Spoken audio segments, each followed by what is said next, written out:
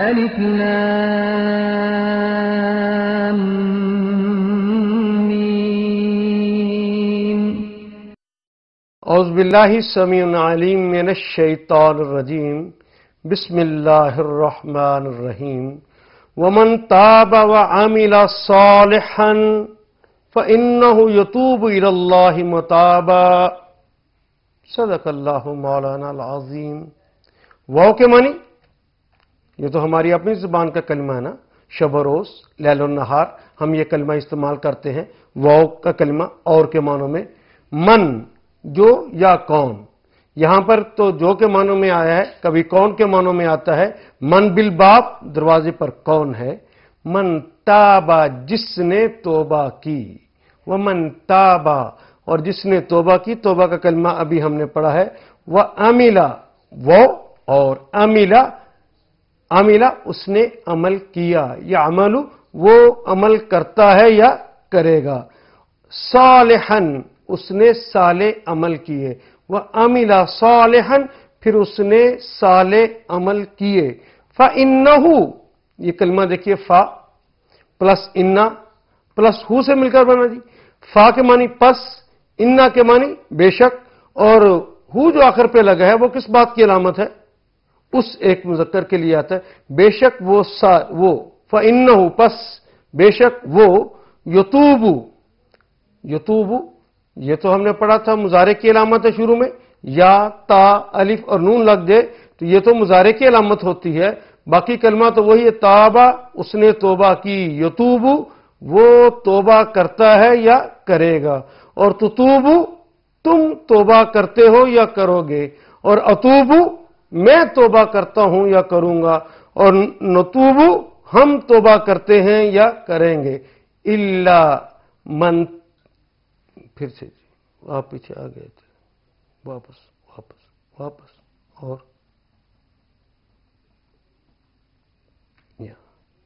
فإنہ یتوب، فإنہ پس یہ وہ ہے، یتوب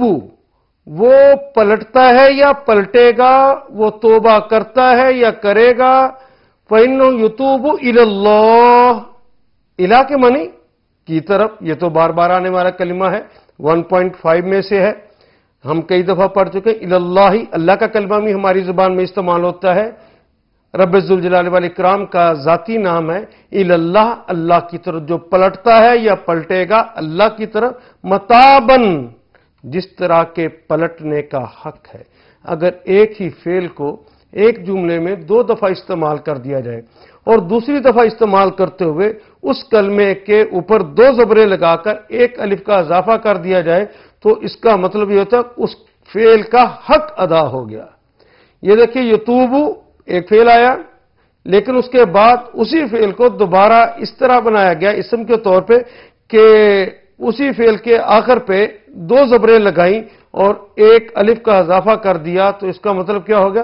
کہ فعل کا حق ادا ہو گیا توبہ کا۔ یتوبو وہ پلٹتا ہے یا پلٹے گا، الی اللہ اللہ کی طرف، متابا جس طرح کے پلٹنے کا حق ہے، جس طرح کے توبہ کرنے کا حق ہے۔ فإنہ یتوب الی اللہ متابا پس یہ وہ ہے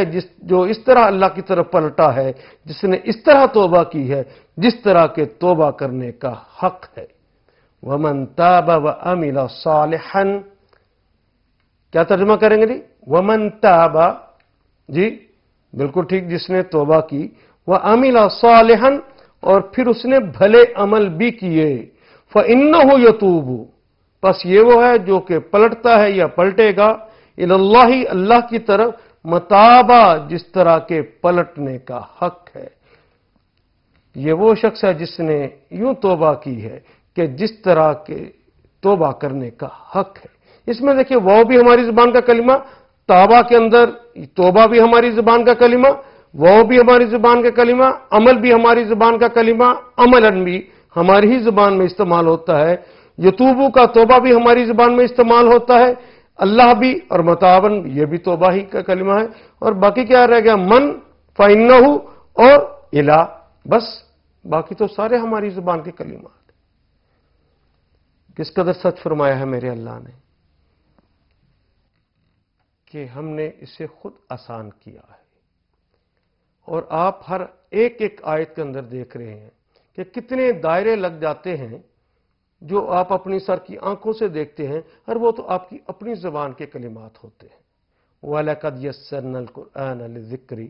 فَهَلْ مِن مُدَّكِرٍ، ہم نے قرآن کو آسان کر دیا ہے کوئی نصیحت پکڑنے والا؟ آئیے اب ان دونوں آیات کے حوالے سے ہم جانیں کہ یہ توبہ ہوتی کیا ہے۔ اگر بڑے گناہ بھی کر لیے گئے ہوں تو کیا توبہ کا سہارا بھی موجود ہے یا ختم ہو گیا؟ توبہ کی کیا شرائط ہیں، آئیے اس کے بارے میں ہم جان لیں۔ توبہ دراصل ہے کیا؟ ایک انسان جس نے لا الہ الا اللہ کہا ہے، جس نے اس بات کو زبان سے بھی اور دل سے تسلیم کر لیا ہے کہ اللہ اس کے رسول کی اتھارٹی ہے کہ وہ مجھے کسی کام کرنے کا حکم دے یا کسی کام سے مجھے روک دیں۔ جب اس نے لا الہ الا اللہ کہا ہے تو کہا ہے کہ اللہ میرا الہ ہے، وہ میرا معبود ہے، اسی نے مجھے حکم دینا ہے اور اسی نے مجھے کسی کام سے روکنا ہے۔ اور جب محمد رسول اللہ کہا ہے تو کہا ہے کہ میرے رسول محمد ہیں صلی اللہ علیہ وسلم، وہی مجھے کسی کام کرنے کا حکم دیں گے، وہی مجھے رستہ بتائیں گے، وہی کسی کام سے مجھے روکنے کی اتھارٹی ہے، وہی مجھے کسی سے روک سکیں گے۔ انہوں نے کچھ ہدایات دیں، زندگی گزارنے کا طریقہ، کرینہ اور سلیقہ بتایا، اور جب انسان نے اپنے آپ کو اللہ کا بندہ اور اسے اپنا معبود مان لیا، اس کو مالک اور آقا اور محمد رسول اللہ کو اپنا رسول مان لیا، تو اب تو سب کچھ سرنڈر کر دینا ہے، کوئی مرضی نہیں، کوئی منشا نہیں، کوئی اپنے اندر کی بات نہیں، جو کچھ اللہ کہیں گے، جو کچھ ان کے رسول کہیں گے ہم نے تو وہ کرنا ہے۔ تو وہ کسی حوالے سے بھی، چاہے اس نے گناہ کیا ہو یا فسق کا کام کیا ہو، اس نے شرک کا کام کیا ہو، اس نے نفاق کا کام کیا ہو، اس نے بڑے سے بڑا کوئی گناہ کیا ہو، تو کیا غفور الرحیم اس کو سزا دے کر رہے گا؟ نہیں جی، اللہ سزا نہیں دیں گے، لیکن کن کو نہیں دیں گے؟ الا من تاب، سوائے اس کے جس نے توبہ کی، جو پلٹا، جس نے کہا وہ میرے اللہ تھے، میں ان کا بندہ اور غلام ہوں، اور بندہ اور غلام ہو کر اپنے اللہ کی نافرمانی کر بیٹھا، اسے احساس شرمندگی ہو، پشیمانی کا پسینہ اس کی پیشانی پر آ جائے، وہ پریشان ہو کر کہے کہ اللہ میں آپ کا بندہ تھا، میں آپ کا غلام تھا، اور میں نے اپنی مرضی کر لی یا کسی کی مرضی مان کر آپ کی مرضی کو پیچھے کر دیا، مجھے اس پہ سخت شرمندگی ہے، میں آپ کی طرف واپس پلٹتا ہوں۔ اور جب واپس پلٹنے کا فیصلہ کرے تو وہ کہے کہ اے اللہ مجھے ایمان تو کیفیت اس کا نام تھا کہ ہر حال کے اندر میں صرف آپ کی اطاعت کرتا، آپ کے رسول کی اطاعت کرتا، میں نے یہ کلمہ پڑھ کر آپ سے عہد باندھا تھا، اس عہد کو میں توڑ بیٹھا ہوں، میں شعوری طور پہ دوبارہ ایمان لاتا ہوں، وہ آمانا، یہ شرط ساتھ لگا دی ہے، یہ شرط اللہ کی طرف سے ہے کہ جس نے غلطی کی اس کو شرمندگی ہوئی، واپس پلٹنے کا فیصلہ کیا، اللہ کی طرف آتا ہے کہتا میں واپس پلٹتا ہوں، شرمندگی کے احساس کے ساتھ عہد کرے کہ دوبارہ یہ کام نہیں کروں گا، پشیمانی کے ساتھ کہے کہ اللہ اب میں صالح عمل کروں گا، لیکن اس سے پہلے وہ آمانہ، وہ باقاعدہ ایمان لائے، دوبارہ کلمے کی تجدید کرے، شعوری طور پر وہ ایمان لائے کہ میں نے بے شعوری کے عالم میں پڑھا تھا کلمہ، مسلمانوں کے گھر پیدا ہو گیا تھا، اس کی بنیاد پر میں مسلمان تو ہو گیا، لیکن میں نے آج شعور کے ساتھ کلمہ پڑھا ہے کہ اللہ اب آپ کی مخالفت نہیں کروں گا، اب آپ کے رسول کی مخالفت نہیں کروں گا، مجھے سخت شرمندگی ہے، کیا میری حیثیت اور کہاں آپ اور آپ کی جناب میں گستاخی کر بیٹھا ہوں، مجھے معاف فرما دیجئے۔ اور پھر اتنا ہی نہیں کہ اس نے اگر شرمندگی کے احساس کے ساتھ عزم صمیم کر لیا کہ واپس برائی کی طرف نہیں جاؤں گا، اگر اس نے اتنا بھی کر لیا ہے اور شرمندگی کے احساس کے ساتھ اس نے کلمہ بھی دوبارہ پڑھ لیا اور شعوری مومن بھی ہو گیا ہے، ابھی بات توبہ کی مکمل نہیں ہوئی، پھر اس کے بعد وہ عامل عملا صالحا، پھر اس کے بعد وہ صالح عمل بھی کرے، جب تک وہ صالح عمل نہیں کرتا اس کی توبہ نہیں ہے۔ اس بات کا کوئی امکان نہیں، کوئی آدمی کسی کی توہین کر دے کوئی آدمی کسی کا مال چھین لے،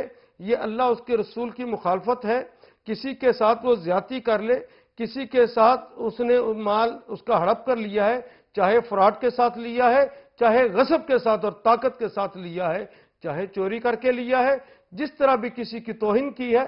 اگر وہ کہے کہ میں اللہ سے صرف معافی مانگ لوں اور بس کافی ہو گیا، نہیں جی، شرمندگی کے احساس کے ساتھ توبہ بھی کرے گا، توبہ کر کے ایمان کی تجدید بھی کرے گا، ایمان کی تجدید کر کے پھر آئندہ کا فیصلہ بھی کرے گا، اب برا کام نہیں کروں گا، جس کے اللہ اس کے رسول کی مخالفت ہوتی ہے کہ وہ کام نہیں کروں گا، بھلے کام کروں گا، یہ بھی فیصلہ ہے۔ صرف کر لینا کافی نہیں، ایمان کے بعد وہ جو لوٹا ہے وہ واپس اس بندے کو کرنا پڑے گا، وہ جو توہین کی ہے اس کی معذرت کرنا پڑے گی، اگلے کو خوش کرنا پڑے گا۔ اگر ایسا نہیں کیا اور کہا میں نے خالی توبہ کر لی، کسی کو گالی دی اور اس کے بعد کہا میں نے اللہ سے توبہ کر لی، نہیں، بندے کی توہین ہوئی ہے، بندے سے معذرت کرنا لازم ہے۔ جائیے جا کے پہلے بندے سے معذرت بھی کیجئے، پھر کہیے کہ آئندہ کبھی ایسا کام نہیں کروں گا۔ اور جب انسان ایسا کرتا ہے، جو شعوری ایمان بھی لاتا ہے، پھر نیک اور صالح عمل باقاعدہ کرتا ہے، پھر اللہ کہتے ہیں یہ تو وہ ہے جس نے ایسی توبہ کر لی ہے جس طرح کے توبہ کرنے کا حق ہے۔ اور جب یہ ایسی توبہ کرتا ہے تو اللہ اس سے بڑے خوش ہوتے ہیں۔